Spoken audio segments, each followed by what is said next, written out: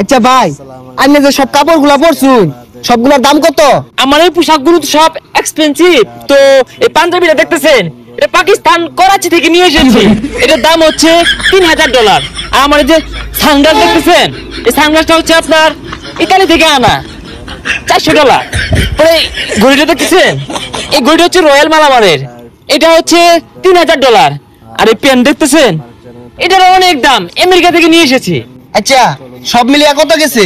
আরো জুতা আছে, এই তো আরো ব্রেসলেট আছে, আংটি উংটি, সব মিলিয়ে তো $8000 হবে, যা বাংলা টাকায় 9 লাখ টাকার মতো। আচ্ছা ভাই, আপনার কাজ কি? এই তো ফাপুর মারি, মিথ্যা কথা বলি, এটাই আমার কাজ। অনেক সুন্দর সুন্দর ভিডিও হয়।